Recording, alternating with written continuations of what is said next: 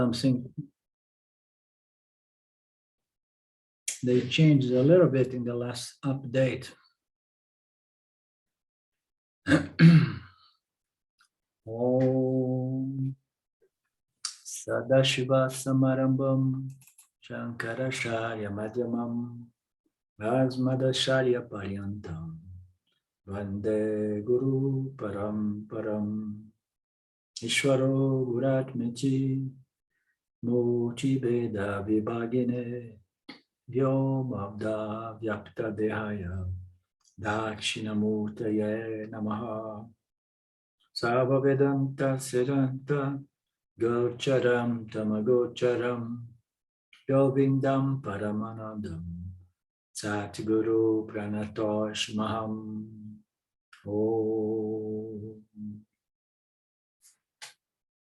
Om Shanti, Shanti, Shanti Om, Namaste. Welcome, my friends. We begin today from where we stopped last week, the verse 12. We on the chapter 3, no? Chapter 3, yeah.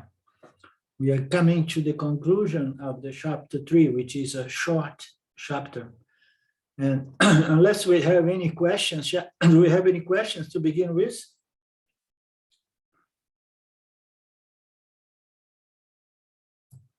So last class we saw the verse 12. It is true that the sheaths are experienced, and in their absence there is no experience of objects, but consider the witness of nothing. So one thing I want to highlight here that we didn't really look much from this angle. Huh?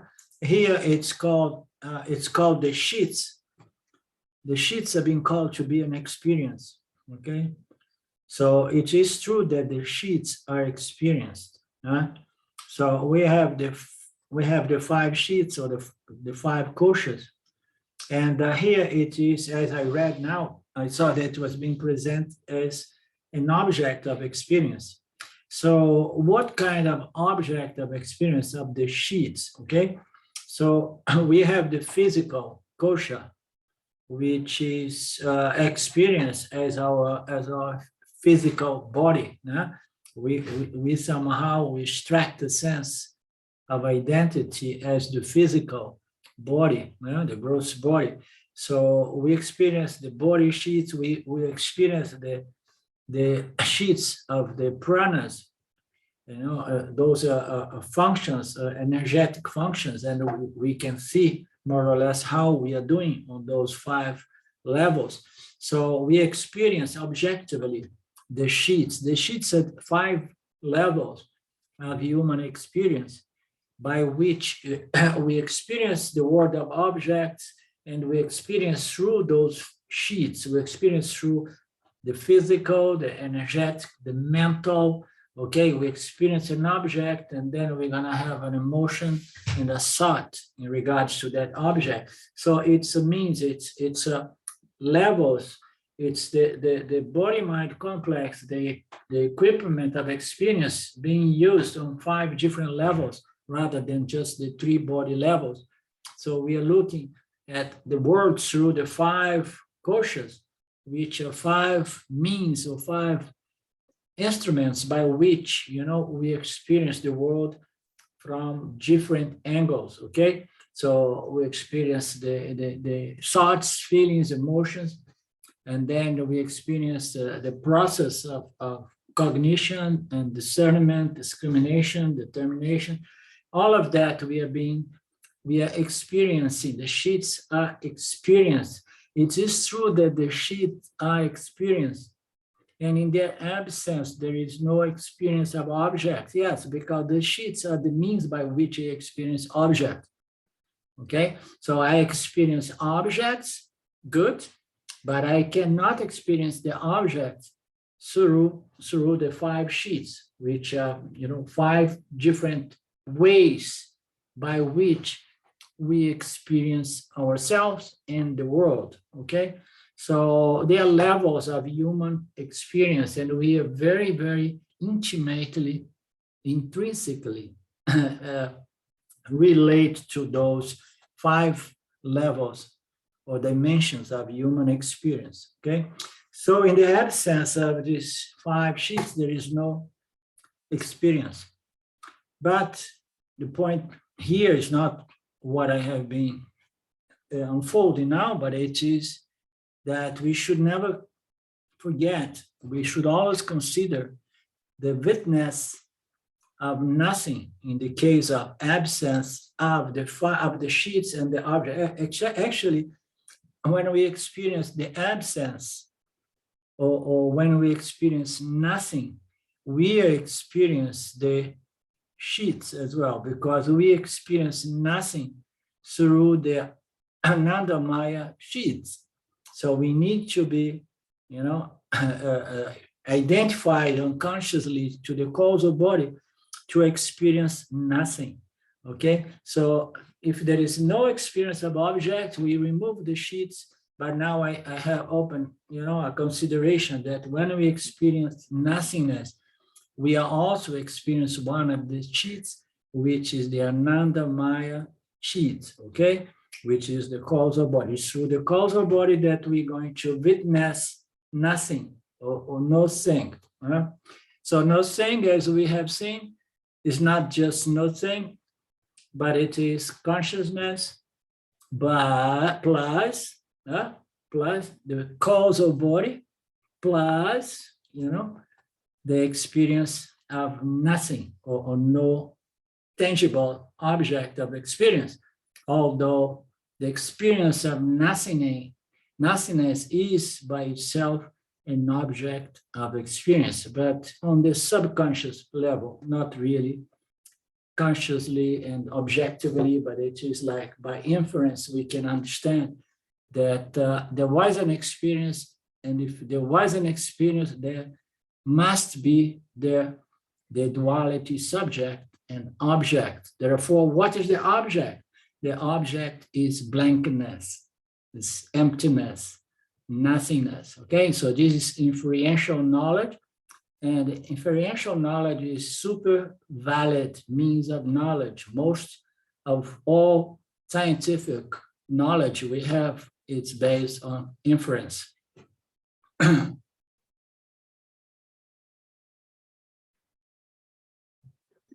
Arlindo, so is it saying here that, are they referring still to the presence of a subject-object duality here? I mean, who's the experiencer? If awareness doesn't have an object, it doesn't have experience. Yeah. Right. Yeah. So but I'm unclear. Yeah. Consider the witness of nothing. So what is the witness? The witness, I think we have explored that a little bit last week. The witness, it somehow it presents itself into the non-experience entity called limitless consciousness, pure consciousness, and its reflection, which is the experiencing entity. In the case of the experience, because we are talking about experience, in the case of experience of nothing, because the witness of nothing refers to the experience of no objects, no experience of object. So there is an experience there, and then we have to assume that it is the prana experiencing nothingness through the Ananda Maya kosha. You understand? But can the experiencing entity, which is the prana who experience blankness, can that experience entity experience blankness through the Ananda Maya kosha or the causal body? Can it experience blankness without the non-experience entity, which is free limitless consciousness? So they are always, there. And when we come to the experience of Ananda Maya kosha, we are dealing with the the initial formation of the experiencing entity, which is so closely related to the original consciousness, to the non-experienced entity,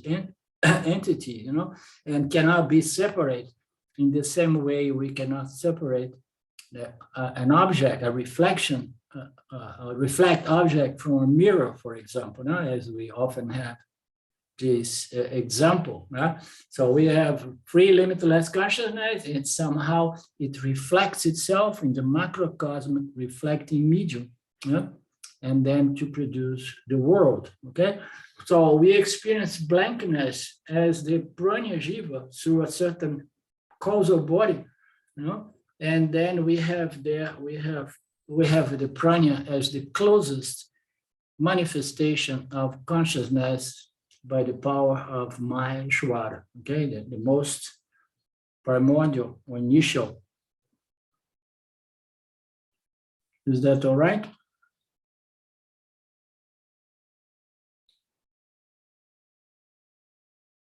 Okay.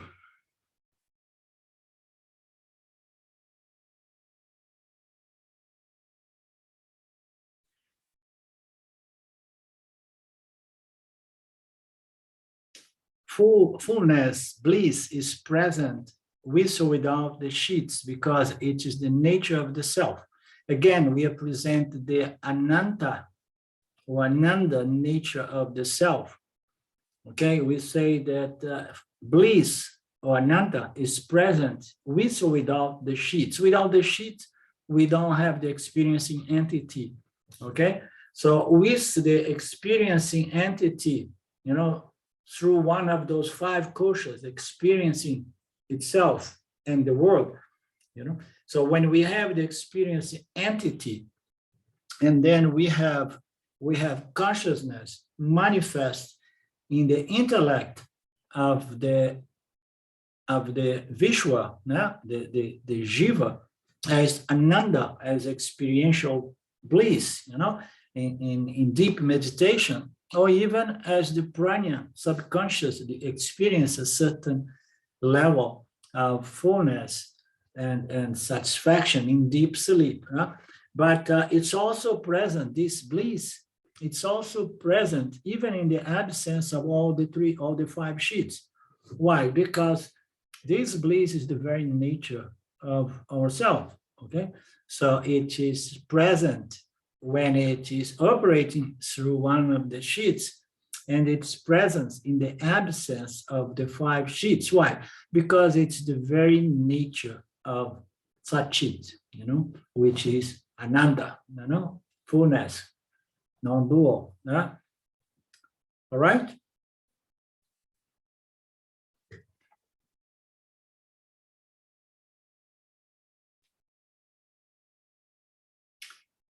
Which is all right. People do not want to let go of their identification with the doer and enjoyer entity, the experiencing entity, the doer entity, because they don't know that they exist apart from the doer enjoyer. So consciousness exists. I exist as consciousness. I exist as the experiencing entity, but I exist as the non-experiencing entity.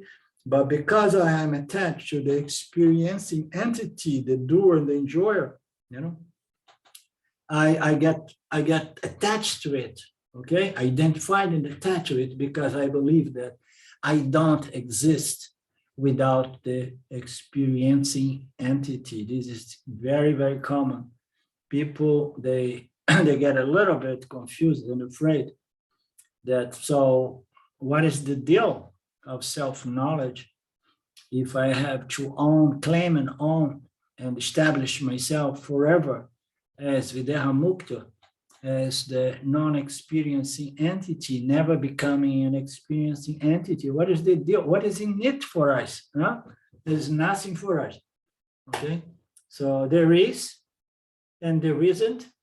There isn't, in the sense that there won't be any more duality and experiential bliss, but is in fact the only liberation from samsara, because there is no bliss or pleasure without pain attached to it. So coming back is always to experience both somehow, you understand? So the liberation is to be free from both. And then you just claim your identity, and then your desires to experience pleasure and pain, they fade away, and then Ishvara may give up on sending you back. So that's all there is to it.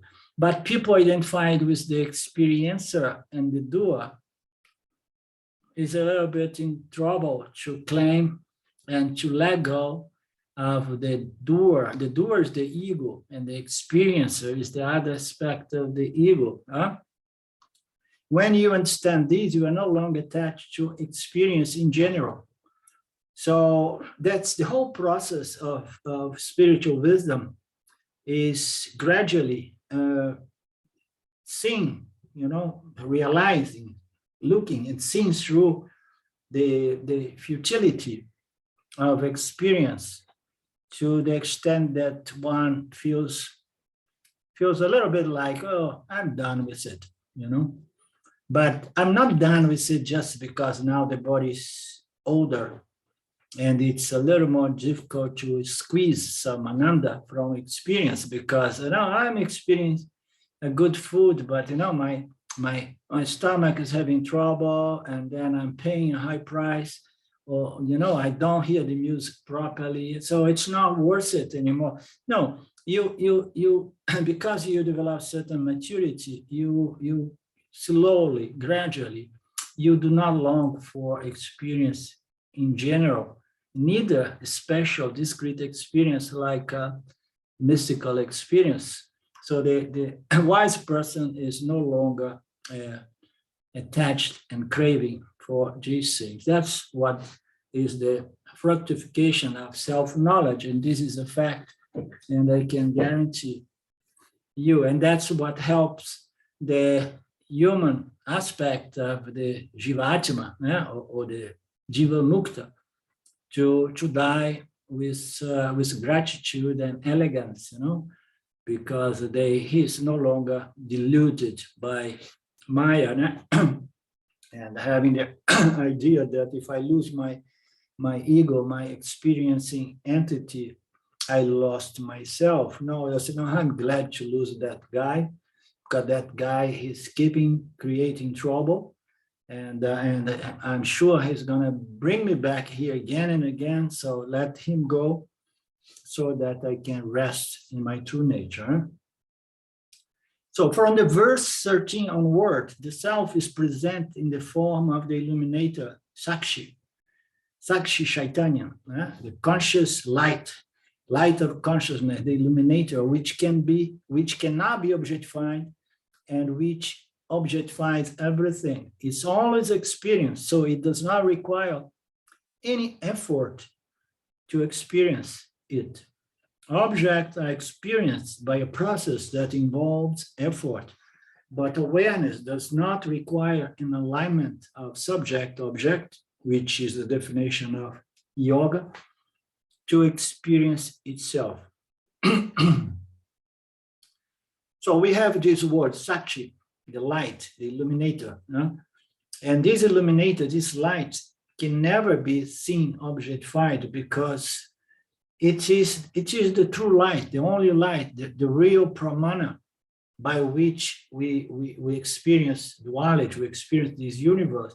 So there is nothing that can illuminate, because it is the ultimate light. And if we get all other lights, and we try to if we take all the suns of the universe and we direct them to their source, meaning to say Brahman or consciousness or Saksi Chaitanya, we try to illuminate it, and it's impossible, because first it's altogether a different order, okay? And second, because it's from that light, that's the light by which the sun gains its light. So it's an infinite source of light, capable to produce even physical light in every corner of the universe. You understand? It's all coming from this huge source of chit, consciousness, okay, and sat, existence. So it cannot be objectified because it's that which objectifies everything. But the but here is, but it's always experience. And it is experienced in a effortless way, okay? It does not require effort to experience it. And then there is a passage here that says objects are experienced by a process that involve effort. So it's trying to make a distinction by the way we experience the self and the way we experience an object, okay? Although objects are not really experienced by a process that involves effort, because as we know, the sense organs or the kosas, they naturally and spontaneously, they contact the world, okay? And the experience takes place. So what is an experience? So it is consciousness reflect as a subject jiva experiencing the other objects. So consciousness plus jiva plus other objects is an experience. So if we want to cut it short, consciousness plus an object, which implies an experience knowing entity called the jiva. Consciousness plus an object, bingo, we have an experience. But is there real effort? It's somehow Ishvara does that. And all we need to do is to try to understand what the heck is going on here, you know, why I'm experiencing all of that, you know, and I have no control. The only control, I mean, I don't have control, but the only rest I have is deep sleep. But then depending on the circumstance, I come out easily from deep sleep. And again, bang, experience is happening effortlessly, okay? But there is a difference there because experience in the world, it involves duality, you know, duality, the subject jiva and the other objects. Subject jiva, which is an object, but sees itself as the subject, and it experiences the other objects in its environment, okay? So there is duality here, there is a transaction, and the experience takes place naturally, okay? Because as it says, the sense organs, they are going to contact their respective objects naturally, spontaneously. There is nothing we can do. And in the Gita, it's said more than once, you know, let the sense, you know, by themselves, they will experience cold and heat and these, all the pair of opposites, leave this to the Lord, you understand? And do your job. So Krishna was telling Arjuna. So there is no effort, but the jiva is there and he tries to understand what the heck is going on. And he cannot only experience, but every experience calls to a response. You know, this is the biggest pain I've come back to samsara. If it was all experience, okay, I experienced, but I don't want to be a doer. No way. If you experience, you have to contribute with a response. And then in the end, you know, Ishvara is going to see how well you did, you know, and what kind of continuation you will have in the next chapter, if there will be a next chapter, and hopefully not for us.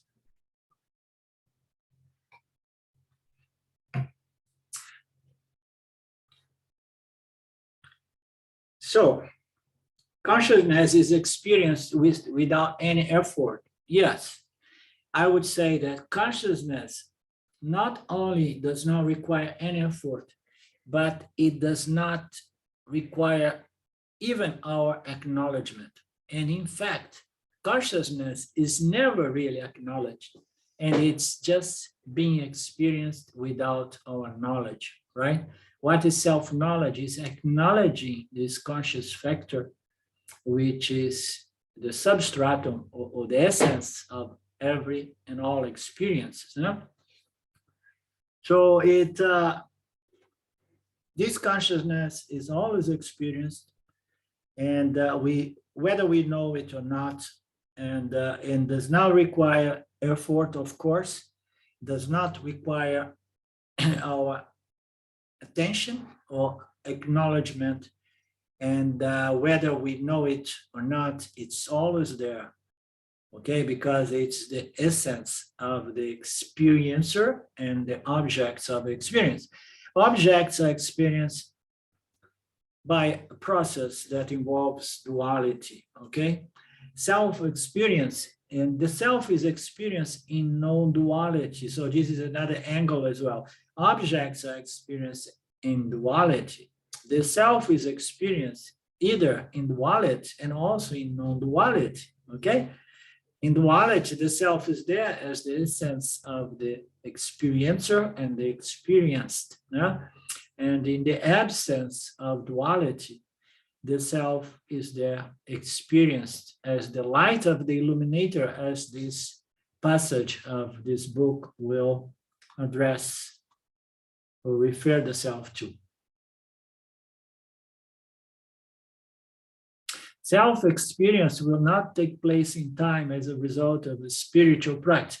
We believe that self-experience is a special sort of experience.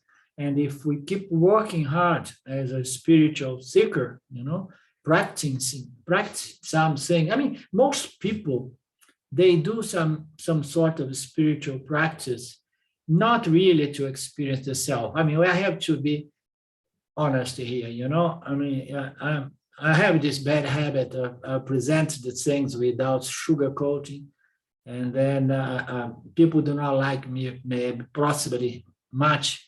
But most people in the spiritual world, they are not looking for experiencing the self either, They just want to have a good experience, okay?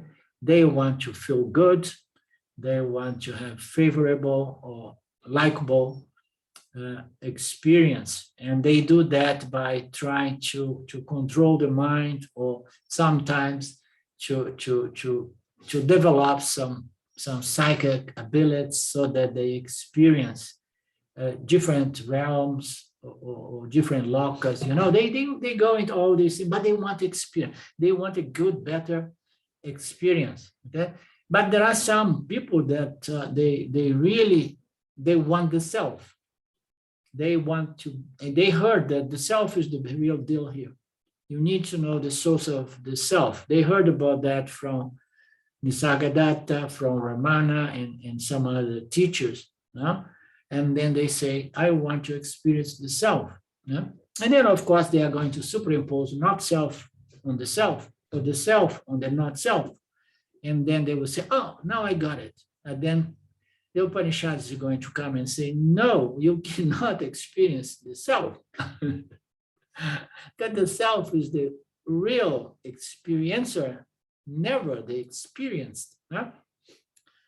So people believe that the self will be experienced sometime if they really work hard. Some people who really are serious about knowing the self, believing that they are going to know it by the means of experiencing it.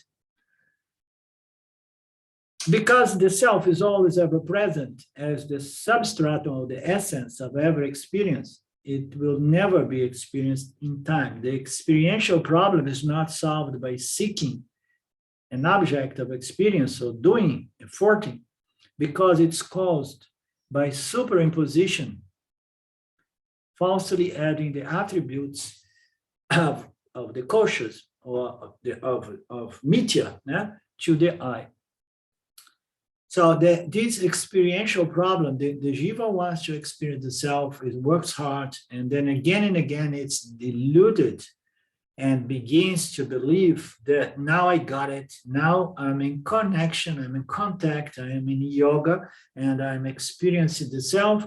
And then down the road, some pieces and bits and pieces of Upanishads is going to come and say, no, that's not the self because of this and this and that. And then the person says, okay, then I need to work hard. But basically, it is superimpose some objects on the self, objects of experience. And these objects are often subtle objects such as mental states, or certain mystical experience or epiphanies, or these things. So it's, oh no, this is it, this is it, this is it. And then it's very frustrating in the end. And this problem is not going to be solved by more doing, more thinking, more effort, okay? It will never, because the problem is not that you are not doing something. It's not that you are not doing something correctly. The problem is that you cannot do anything about that because the self is being experienced effortlessly, okay? It's never not present as the essence of the experiencer, the Trinity, experiencer, experience, and experience, okay? The self is there. So it's not going to be solved by any more action or effort or doing, but it can be solved by what? By stopping superimposing objects of experience on the self, okay? Because the problem is the superimposition, the self is being superimposed falsely. How so? The attributes of the experienced world, the attribute of the world as we experience through this Anandamaya kosha, especially, or by the 5 kosha, the attributes of the world is nothing but configurations of dense and subtle objects, which are defined by their qualities, by properties and attributes. So it's getting these attributes of the world of objects and projecting. One of the most common is deep silence. If you are in a very silent state where there is no thoughts, and then you have this bliss, and then that is an attribute. Okay, sattva. A sattvic state is an attribute, okay? So you have this sattvic reflection or this beautiful mental condition, and then what do? You superimpose sattva, okay, which is experienced by the Anandamaya kosha, Anandamaya Sheaths, and you say, okay, now I got it. This is the self. So this superimposition is false, and it needs to be stopped, okay?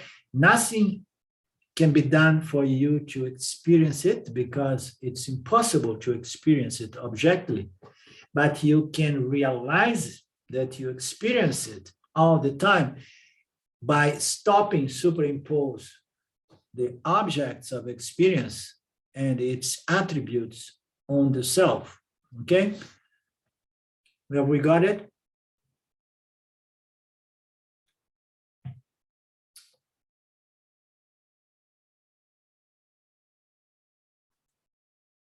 What falsely adds attributes? So what is falsely adding attributes into the self?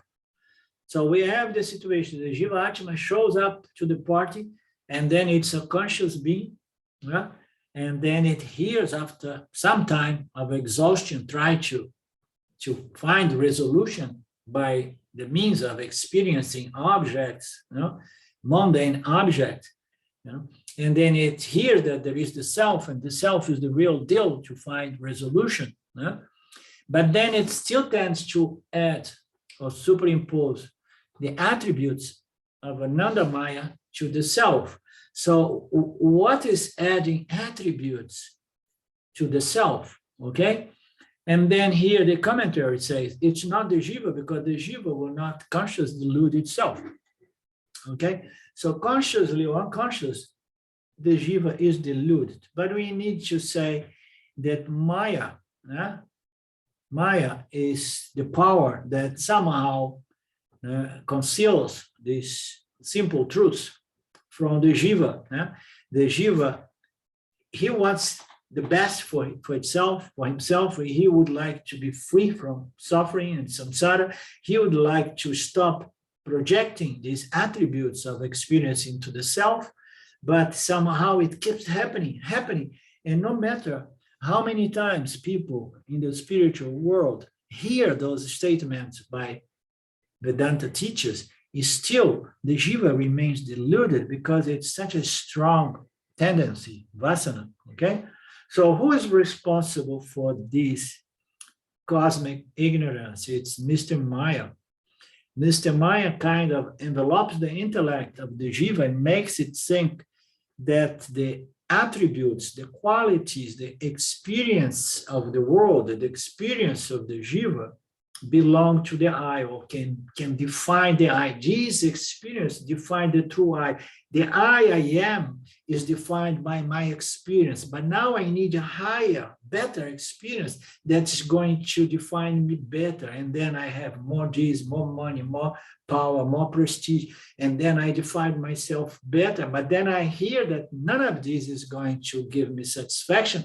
I want to find the true I, okay? And then I keep projecting these attributes, these qualities of the mental sheets, the mental Anandamaya kosha, those mental states, of Anandamaya. I keep projecting it. Okay, I keep attributing these koshas and superimpose on the I, the self. What fundamental attributes does it superimpose?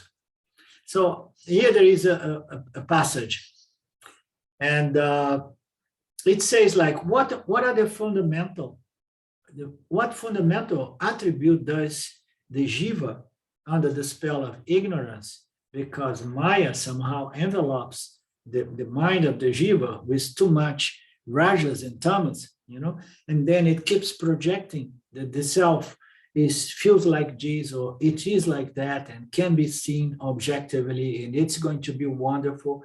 So what fundamental attribute does it superimpose on the self? So the superimposition here, of course, are certain ideas. And the commentary here, it pulls the ideas of smallness and incompletion and inadequacy as the most fundamental element that which is superimposed on the self, okay? This idea belongs to the intellectual sheets, not to aware. So I wouldn't go that way. I don't want to criticize the author here, okay? But what fundamentally attribute does Maya superimpose? Fundamental attribute is like everybody feels to be small and incomplete and so on. But once we come to that level of subtle superimposition, because we are looking for the self, we heard of the self, okay? We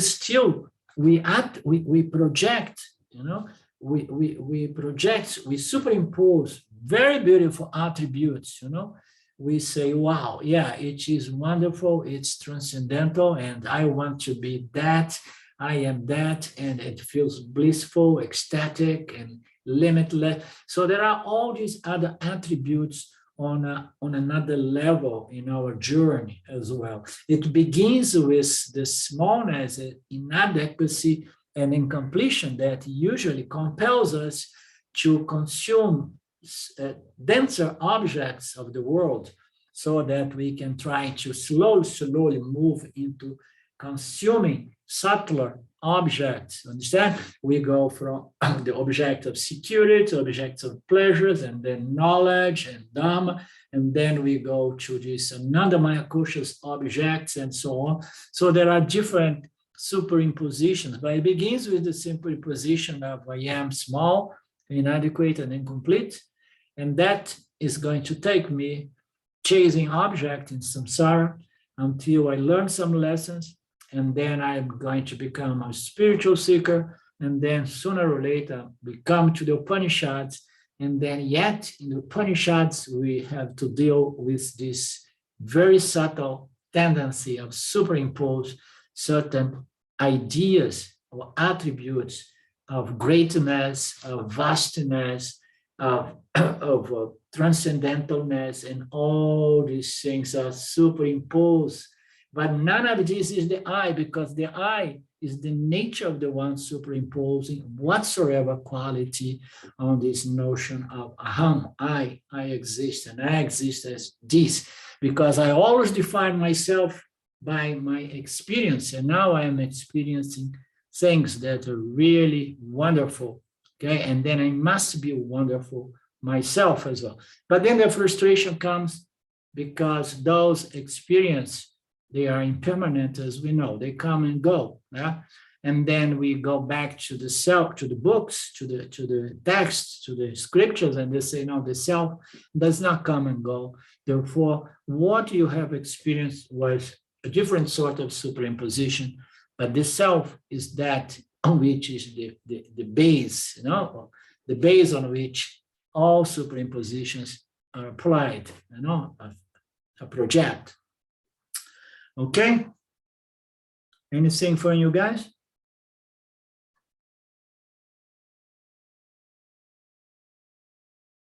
If you say, I am this or that, it is wise to stop after I am.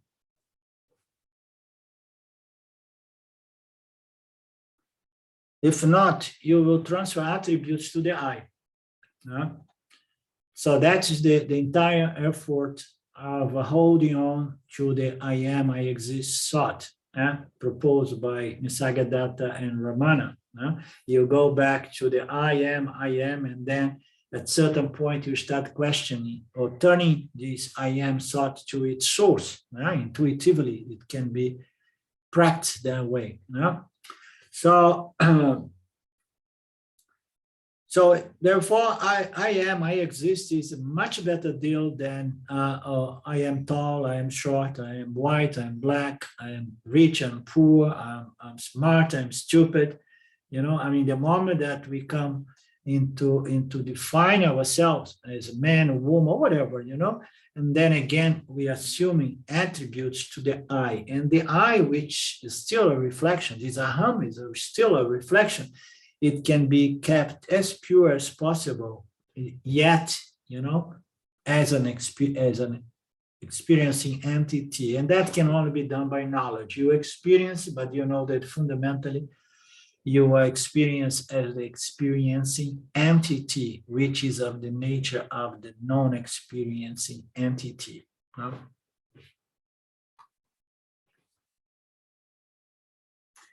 Nisargadatta used to call it pure consciousness. Okay, so you are the witnessing, experiencing entity. You see the world, and because you are not superimpose your notions and values to the world is not affecting you with this magnetic force of attraction and repulsion, So, and then you're at ease, you're relatively safe because the world is no longer doing that trick to you. Maya is no longer doing that trick to you,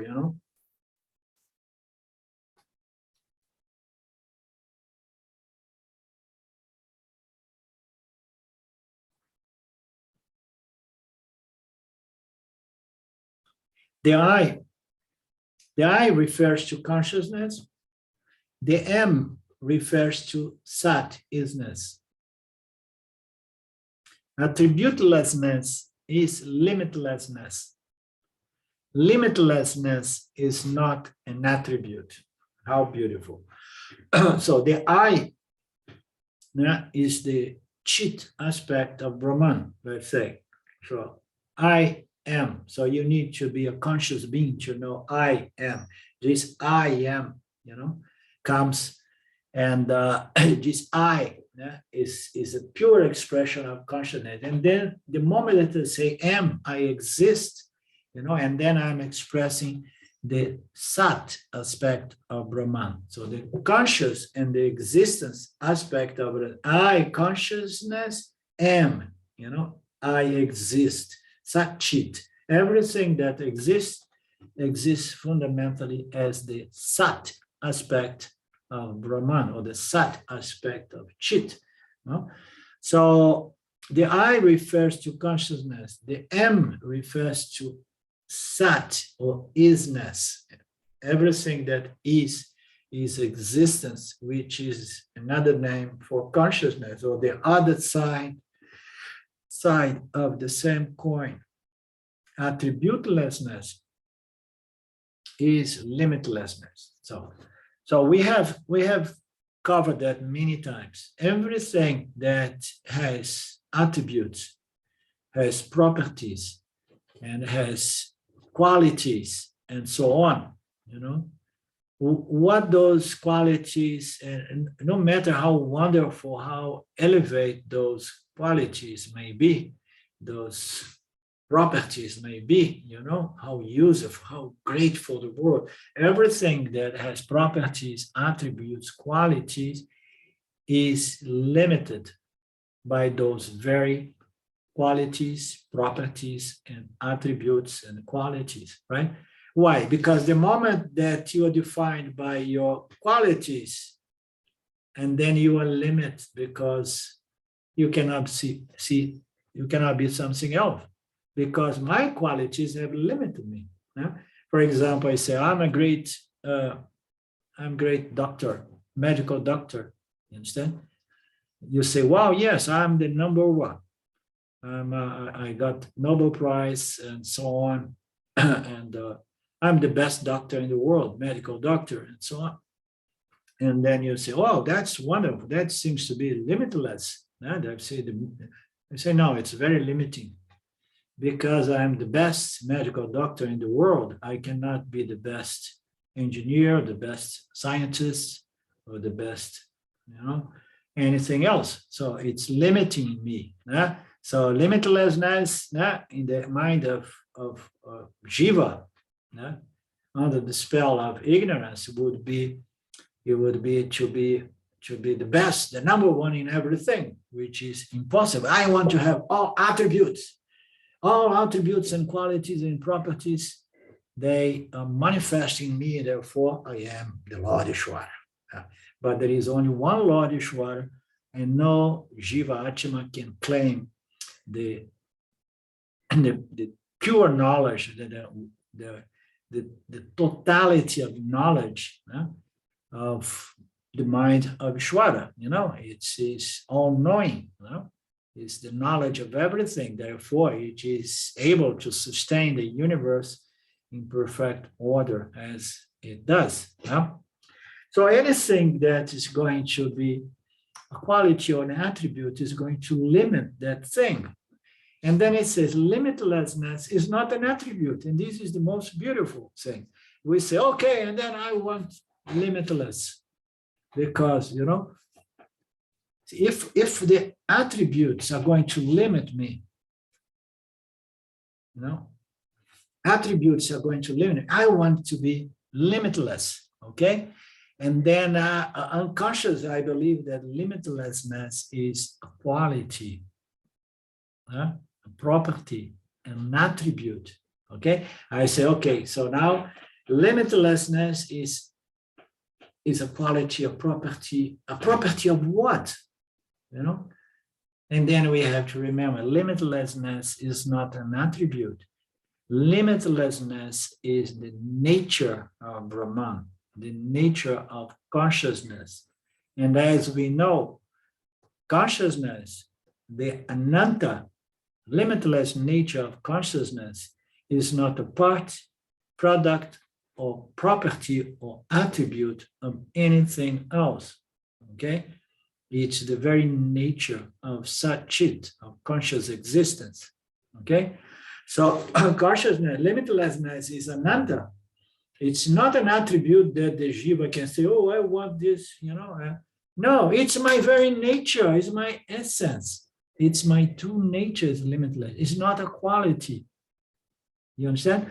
And that once I acknowledge and I claim my nature as limitlessness, consciousness, limitless conscious existence, and then I become the super Jiva because I limitless now and I have all power. I say, no, limitlessness is not a property or attribute that you can go around showing, Limitlessness is your very nature.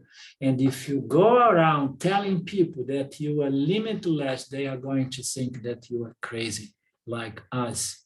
The people of Vedanta, they believe that we are crazy. That's why we have to be very careful, especially nowadays, with what we say, because we may be locked up somewhere if we go around say that I am limitlessness. Because people believe that limitlessness may be a quality that can be acquired by the jiva, by the human being. But no, it's the very nature of the human being. Huh?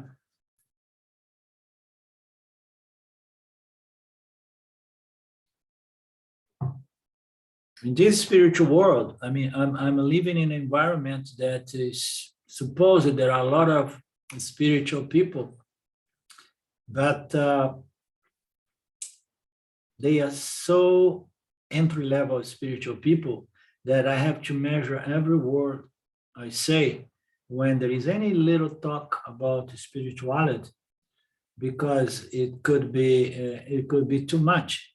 It could bring trouble as well, you know. I have to be very careful with what I say. Limitlessness is not an attribute. Limitlessness is the absence of attributes. Huh? Oh, beautiful. Limitlessness is the absence of attributes. Okay, well, so how strange. Is the absence of properties and qualities and attributes. How can something have not qualities and properties and attributes? Everything has properties because everything is a configuration, you know, and every configuration has certain purpose, certain qualities. It serves something. Everything that's created serves certain purpose in the creation. Therefore, it has some purpose, properties, qualities to contribute. So what is that does not have any quality or attribute? And then that's the point. So I am that attributeless I am, okay? So this consciousness is limitless because it's not limited by any attribute. And it's not the totality of all attributes and qualities and properties and knowledge. Ishvara is the totality of all properties, qualities, and knowledge. But our true nature is not. Our true nature is the absence of qualities, properties, and attributes. Okay? That is the nature of Satchit. No, limitless Satchit.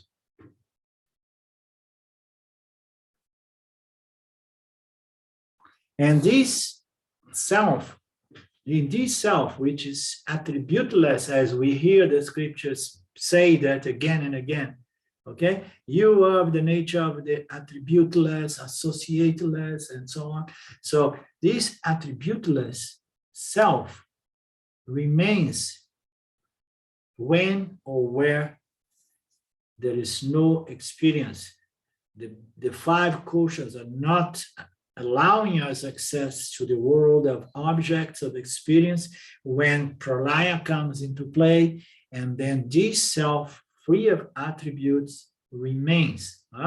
It experiences the world through its jivas. The jiva is what it is because it is a configuration, a conformation of attributes, and experience the attributes of the world. In the absence of the jiva and jagata, this attributeless self remains, even when nothing else exists.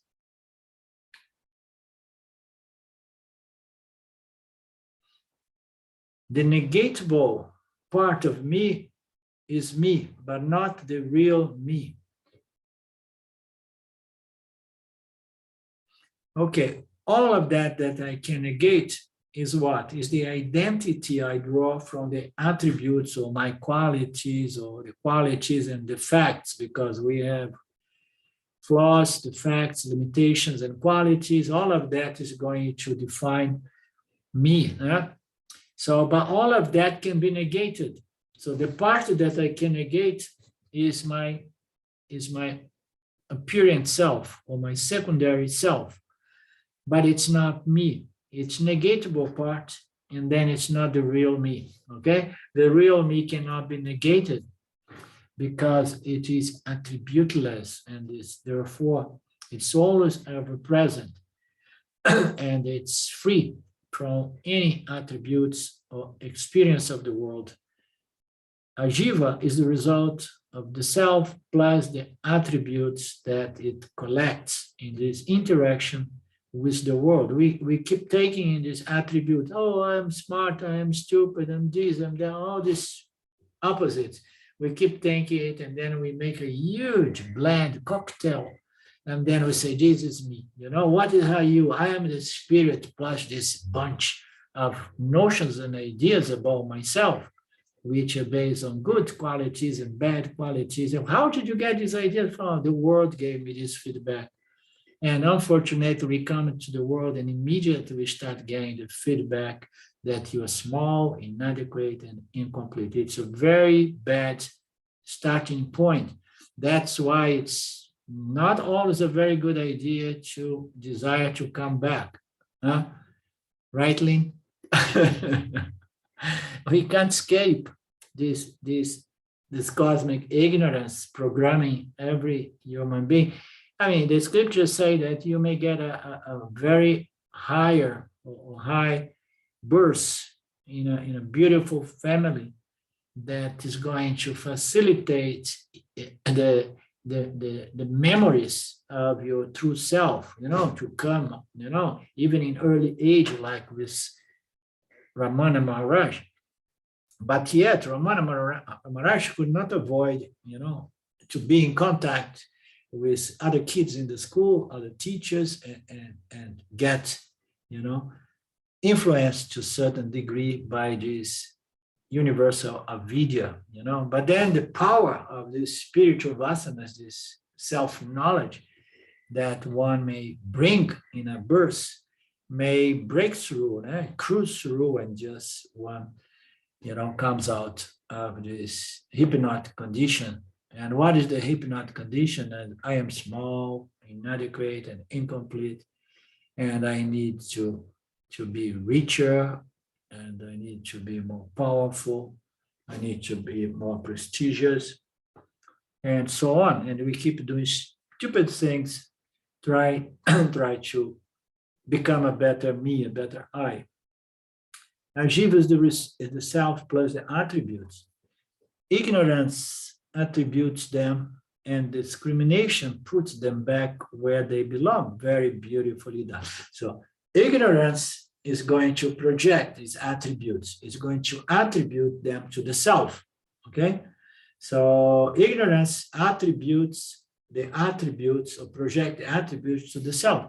And then discrimination is going to destroy the attributes. No, attributes are there, but they belong to Mithya. They belong to the world of objects.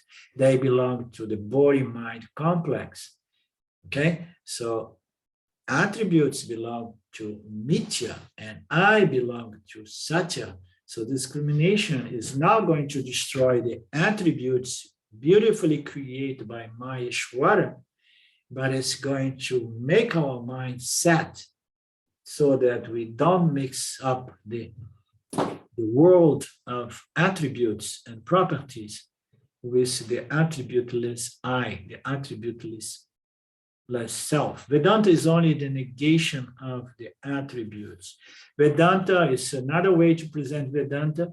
Vedanta boils up, or can be said to be a process of negation of the world and its attributes, howsoever beautiful and wonderful and pleasurable those attributes may be. Yeah? But we need to negate. Why? Because I am the light of the illuminator, in which I see qualities, properties, and attributes in all objects of the world.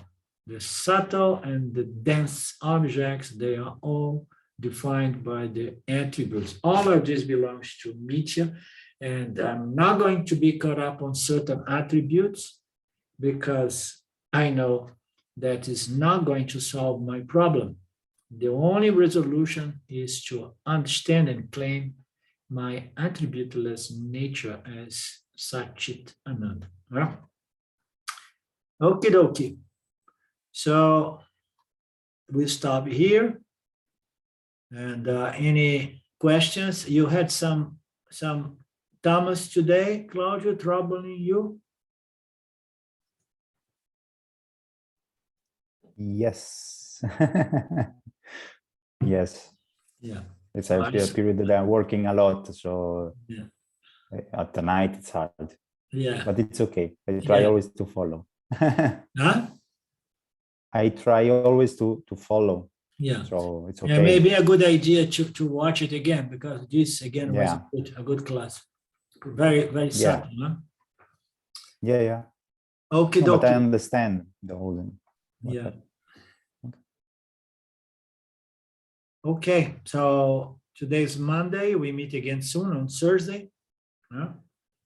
Ishvara willing, of course.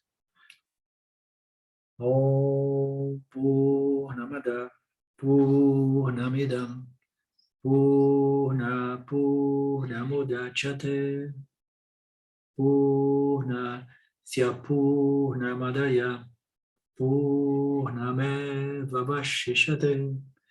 Om Shanti Shanti Shanti. Thank you. Thank you, my beloved friends. Thank you, Shwara. We meet again soon. Namaste. Thank you. Thank you. Ciao, ciao.